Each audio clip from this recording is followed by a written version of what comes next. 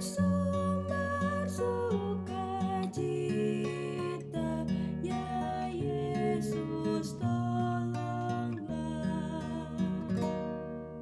Shalom, jumpa lagi Jemaat Tuhan GKI Kasih Solo dalam Bina Iman pada saat ini.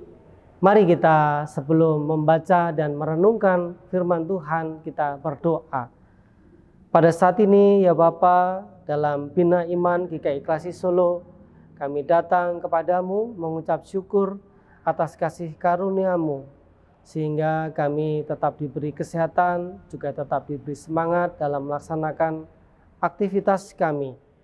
Bersabdalah kepada kami ya Tuhan, supaya kami memperoleh tuntunan melalui firman-Mu dalam menjalani kehidupan kami hari ini. Bersabdalah Tuhan, kami siap mendengar dan melaksanakan dalam hidup kami hari lepas hari. Haleluya, amin.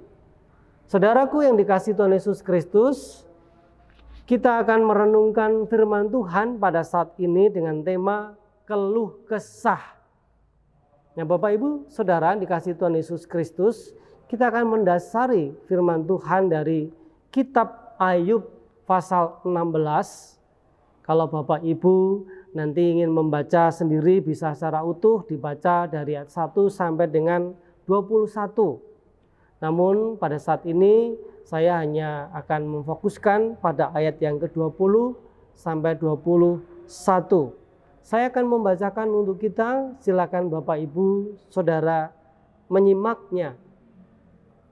Sekalipun aku dicemoohkan oleh sahabat-sahabatku, namun ke arah Allah mataku menengadah sambil menangis, supaya ia memutuskan perkara antara manusia dengan Allah dan antara manusia dengan sesamanya. Demikianlah firman Tuhan, berbahagia kita yang mendengar dan menerapkan dalam hidup kita hari lepas hari. Saudaraku, siapa di antara kita yang dalam hidup ini belum pernah sekalipun mengeluh? Nah, tentu semuanya kita pernah mengeluh. Kalau seberapa banyak mengeluhnya ya setiap orang pasti berbeda-beda. Ada yang sesekali mengeluh, ada mungkin yang hampir tidak pernah mengeluh, namun ada juga yang hampir setiap hari mengeluh. Nah, Bapak Ibu Saudara yang dikasihi oleh Kristus, setiap kita termasuk saya juga pernah mengeluh. Karena pendeta pun juga manusia punya beban yang berat.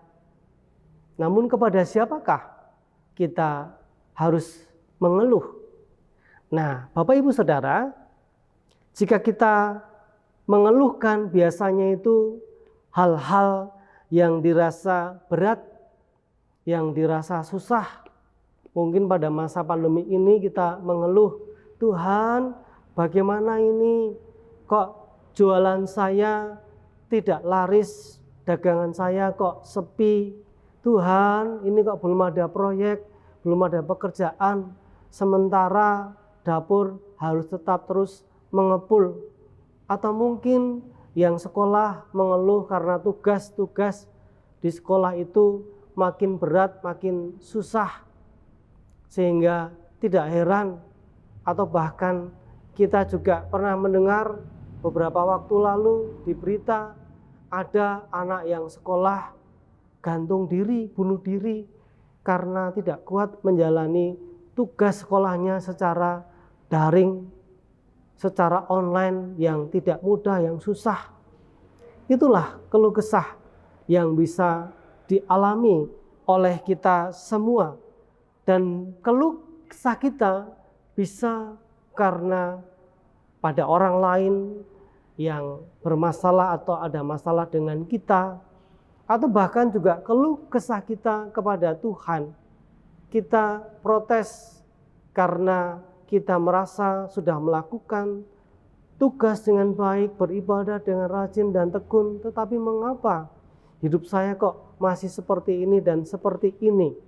Ya Bapak Ibu Saudara, firman Tuhan yang kita baca pada saat ini dari Ayub 16 yang kita perhatikan secara khusus ayat 20 dan 21 mengisahkan Ayub yang mengeluh karena apa? Karena cemoohan dari teman-temannya yang membantah, yang mengejek. Untuk apa kamu menjadi orang yang taat beribadah? Untuk apa kamu menjadi orang yang hidup di jalan Tuhan? Kalau hidupmu itu sengsara, apakah Tuhan mendengarkan keluhanmu, kesahmu? Nyatanya kamu hidupmu sengsara pada saat ini. Nah, itulah yang dialami oleh Ayub. Ayub mengeluh karena teman-temannya yang dulunya mendukung namun sekarang meninggalkannya. Dulu mendukung karena Ayub sukses, karena Ayub kaya.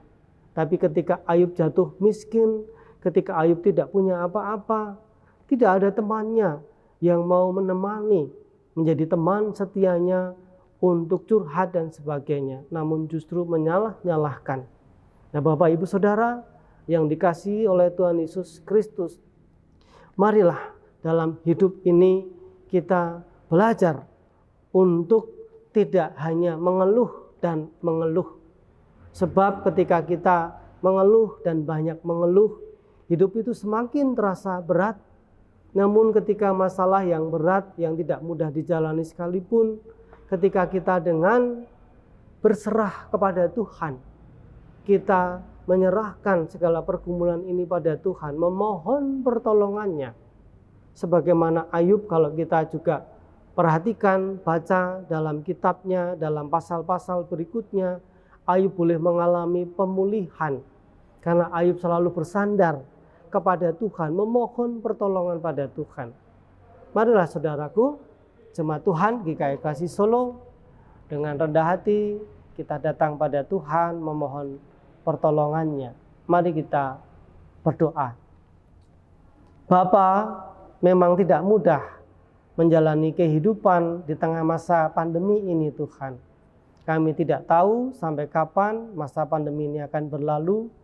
Namun yang kami tahu, kami harus selalu bersandar kepada Tuhan supaya kami dikuatkan, supaya kami dimampukan dalam menghadapi kehidupan kami, baik yang bekerja, baik yang sekolah ataupun yang kuliah, baik dalam kehidupan aktivitas kami di rumah, di masyarakat, dan juga di tempat kami bekerja, di tempat kami sekolah. Berikanlah kami hati yang selalu bersyukur, hati yang selalu bersuka cita, supaya dalam menjalani kehidupan ini Tuhan, kami boleh merasakan penyertaan Tuhan. Karena kami percaya, sebagaimana Ayub juga percaya pada kuasa Tuhan, kami juga percaya bahwa kuasa Tuhan juga berlaku bagi kehidupan kami. Di dalam nama Tuhan Yesus Kristus, kami mengucap syukur, kami menyerahkan hidup kami ini. Haleluya. Amin.